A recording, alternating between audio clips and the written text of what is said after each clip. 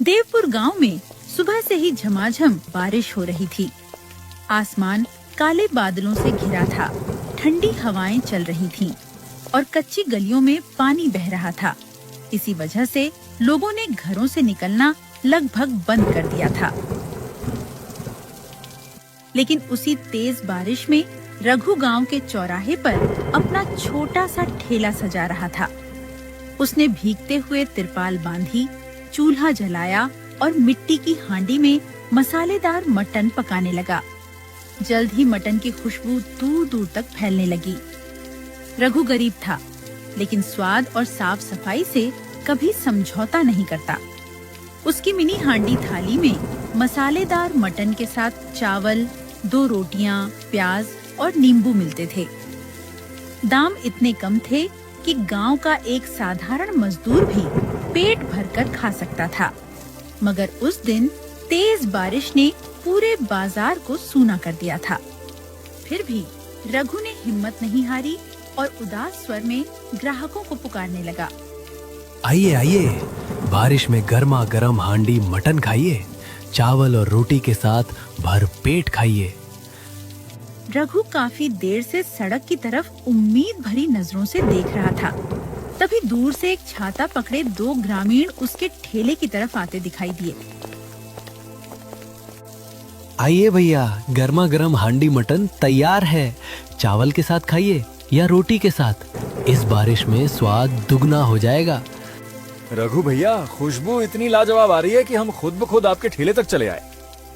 हाँ भाई, अब तो मुझसे इंतजार नहीं हो रहा। मेरे लिए भी एक मिनी हांडी थाली लगा दो, तरी थोड़ी ज्यादा, और रोटियां गर्मा गर्म रखना। बस 2 मिनट भैया, ऐसी गर्मा गर्म थाली लगाऊंगा कि इस बारिश में यहाँ से उठने का मन नहीं करेगा। रघु जैसे ही हांडी का ढक्कन खोलता है, मटन की खुशबू फैल जाती है। तभी अचानक जोर से बिजली चमकती है। बारिश और भी तेज हो जाती है और हवा से तिरपाल जोर जोर से हिलने लगती है। अरे भाई, बारिश तो और तेज हो गई। यहाँ खड़े होकर खाना मुश्किल है, चलो यहाँ से। हाँ चलो भाई, सामने लालचंद का पक्का ढाबा है, वहीं छत के नीचे आराम से बैठकर खा लेंगे। अरे भैया रुकिए तो, मैं तिरपाल के नीचे 2 स्टूल लगा देता हूँ, आप आराम से बैठकर खा लेना। लेकिन दोनों ग्राहक रघु की बात अनसुनी करके सामने बने लालचंद के पक्के ढाबे की ओर चले गए। ढाबे के दरवाजे पर खड़ा लालचंद मुस्कुराते हुए रघु को देखता है। देख लिया रघु, सिर्फ हांडी की खुशबू से दुकान नहीं चलती, ग्राहकों के सिर पर छत भी होनी चाहिए। आज मेरे पास छत नहीं है लालचंद भाई, लेकिन मेहनत करने के लिए 2 मजबूत हाथ जरूर है। देखना, एक दिन मेरा भी वक्त बदलेगा। उन मजबूत हाथों से इस बारिश को रोक सको तो जरूर रोक कर दिखाना रघु। बेचारा रघु कोई जवाब नहीं दे पाया। वह चुपचाप अपने ठेले के पास खड़ा होकर उदास नजरों से सड़क की ओर देखने लगा। कुछ पल पहले उसके चेहरे पर जगी उम्मीद अब धीरे धीरे बुझने लगी थी। समय बीतता गया, बारिश रुक रुक कर होती रही और दूसरे ठेले वाले सामान समेटकर घर लौटने लगे थे। लेकिन शाम तक रघु की एक भी थाली नहीं बिकी थी। अरे रघु भाई, अब तू भी घर चला जा, ऐसे मौसम में ग्राहक नहीं आने वाले। आज का मटन उधार लेकर आया हूँ भाई, सोच रहा हूँ थोड़ी देर और रुक जाऊं, शायद कोई एक ग्राहक ही आ जाए। सामने लालचंद का ढाबा है, ग्राहक आएगा भी तो छत देखकर वहीं चला जाएगा। बेकार में खुद को बीमार मत कर। पूरा चौराहा खाली हो चुका था। रघु भी सामान समेटने ही वाला था कि तभी एक बूढ़ा व्यक्ति टूटा सा छाता लिए थकी हुई चाल में उसके पास आया। बेटा, कुछ खाने को मिल जाएगा? क्यों नहीं काका, आइए तिरपाल के नीचे बैठ जाइए। लेकिन मेरे पास पैसे नहीं हैं। बारिश के कारण आज मजदूरी भी नहीं मिली। पैसे नहीं है तो क्या हुआ काका, आप बैठिए।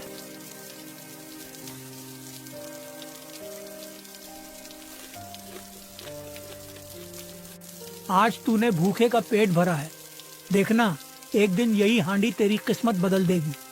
क्या करूं काका, इस खुले ठेले पर बैठा हूं। बारिश आते ही ग्राहक चले जाते हैं। पता नहीं मेरी किस्मत कब बदलेगी। रात में रघु भीगा हुआ घर पहुंचा। उसकी पत्नी गौरी और माँ कमला उसका इंतजार कर रही थीं। अजी, बड़ी देर कर दी आज तो आने में। कितनी थालियां बिकी आज? एक भी नहीं भाग्यवान, बस हरिया काका को खाना खिलाया। उनके पास भी पैसे नहीं थे। अच्छा जी, कोई बात नहीं, कल फिर कोशिश करेंगे। मटन उधार का है गौरी, रोज यही हाल रहा तो घर कैसे चलेगा। चिंता मत कर बेटा, उतार चढ़ाव तो जिंदगी का हिस्सा है। तू कल फिर ठेला लगाना, सब अच्छा ही होगा। हाँ अम्मा, मैं कल फिर ठेला लगाऊंगा। ग्राहक आए या ना आए, मैं कोशिश करना नहीं छोड़ूंगा। उस रात बचा हुआ मटन, चावल और रोटी रघु ने अपने परिवार के साथ खाया और सभी सो गए।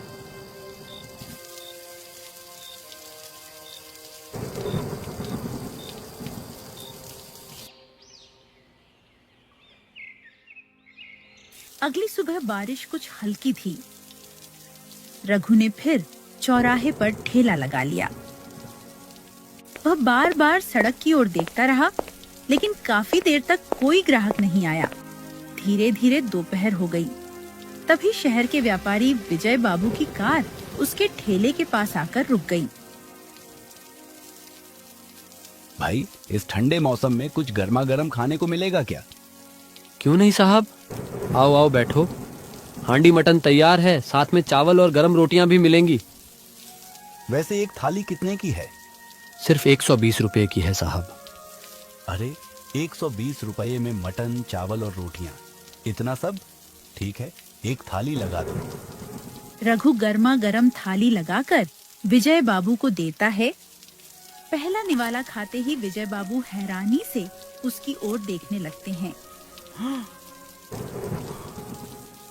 क्या हुआ साहब, मसाला ज्यादा हो गया क्या? नहीं नहीं भाई, स्वाद तो कमाल का है। इतना नरम और स्वादिष्ट मटन कैसे बना लेते हो? ऐसा मटन तो शहर के बड़े रेस्टोरेंट में भी नहीं मिलता। धीमी आंच और थोड़ा धैर्य साहब। जल्दी में पकाया मटन कभी अच्छा नहीं बनता। अच्छा, बहुत बढ़िया। एक थाली घर के लिए भी पैक कर दो। रघु ने थाली पैक करके दे दी। दोनों थालियों के कुल 240 रुपये हुए। विजय बाबू जल्दी में पैसे देकर कार में बैठ गए। रघु ने पैसे गिने तो वो 3000 रुपये थे। रघु तुरंत गाड़ी के पीछे दौड़ पड़ता है। अरे साहब जी रुकिए तो, रुकिए, जरा गाड़ी रोकिए। रघु दौड़कर गाड़ी रुकवाता है और अतिरिक्त पैसे विजय बाबू को लौटा देता है।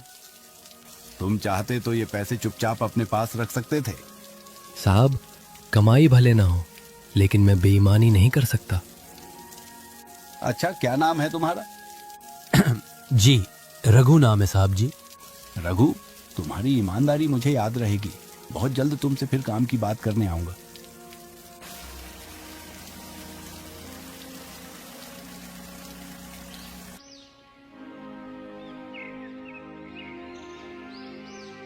तीन दिन बाद विजय बाबू दोबारा रघु के ठेले पर आए।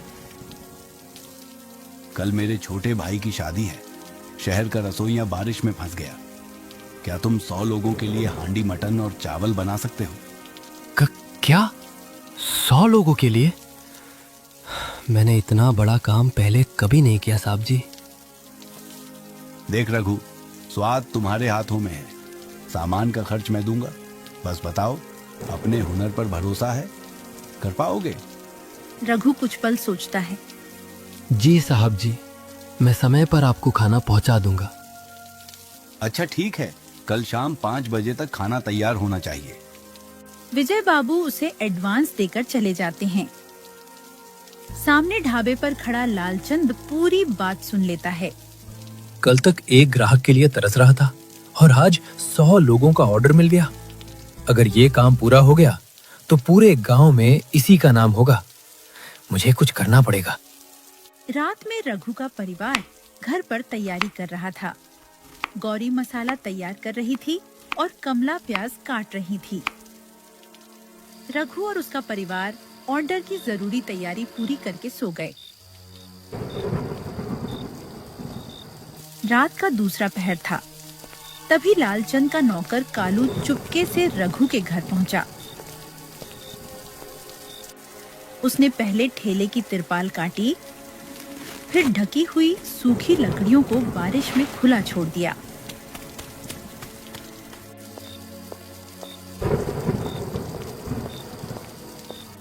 काम हो गया मालिक, जैसा आपने कहा था वैसा ही कराया हूँ। अब उसकी लकड़ियाँ और मसाले सारी रात बारिश में भीगते रहेंगे। बहुत बढ़िया कालू। अब उसकी लकड़ियां नहीं जलेंगी और सारे मसाले खराब हो जाएंगे।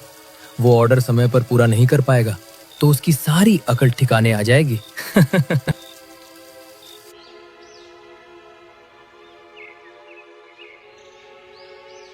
बारिश अगले दिन भी जारी थी। अगली सुबह रघु अपने परिवार के साथ उठकर देखा तो तिरपाल कटी हुई थी और सारी सूखी लकड़ियां बारिश में भीग चुकी थीं। हे भगवान, ये सब किसने किया? ये तिरपाल हवा से तो नहीं फटी लग रही, जरूर किसी ने जानबूझकर काटी है। हाँ अम्मा, ऐसा ही लगता है। लेकिन शाम 5 बजे तक खाना भी पहुंचाना है। अभी दोषी को ढूंढने में समय नहीं गवा सकते।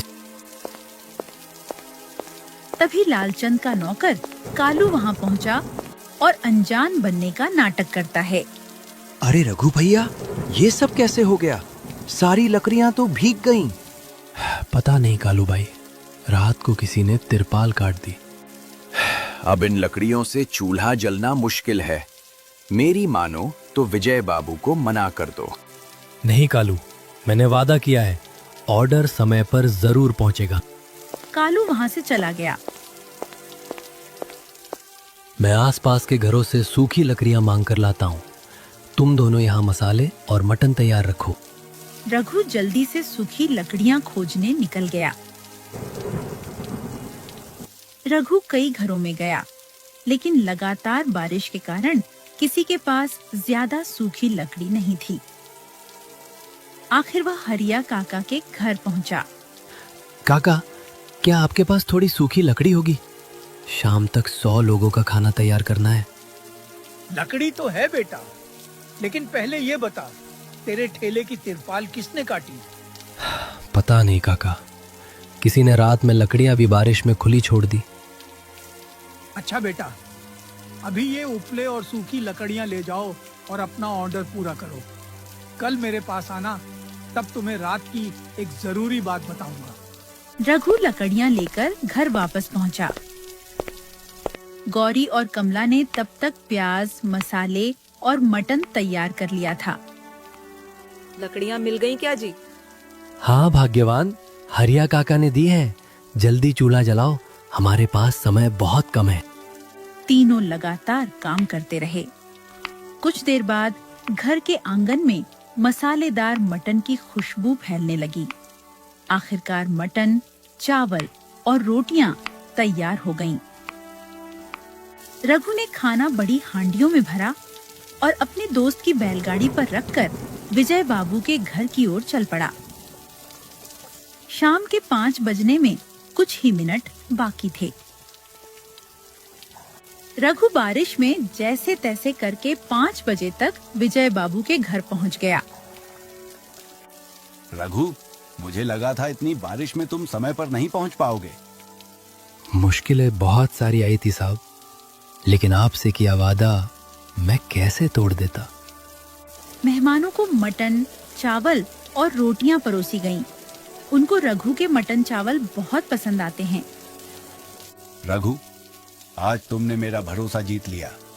अब से मेरी अनाज मंडी के लिए हर सप्ताह 30 थालियां तैयार करना। धन्यवाद साहब जी, मेरी मेहनत को समझने के लिए। मैं आपको शिकायत का मौका नहीं दूंगा।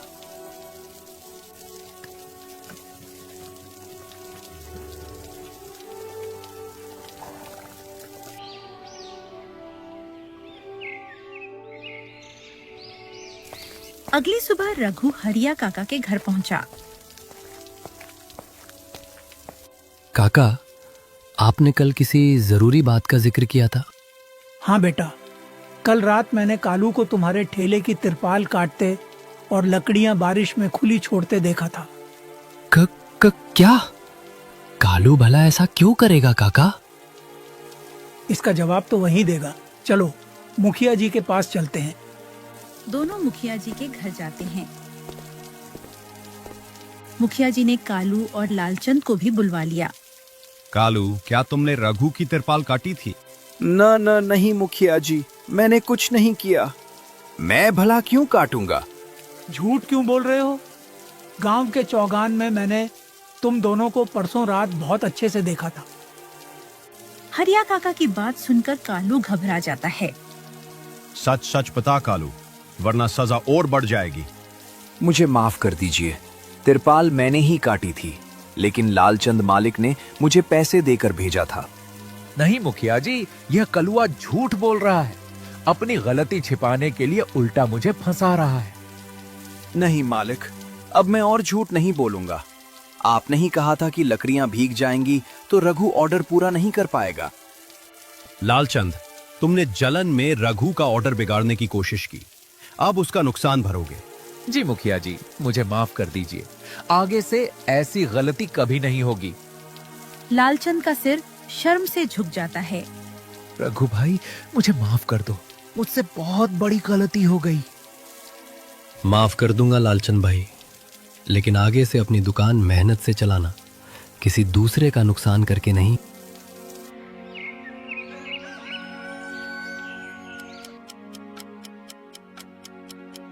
कुछ ही सप्ताह में विजय बाबू से मिलने वाले नियमित ऑर्डर के कारण रघु की कमाई बढ़ने लगी।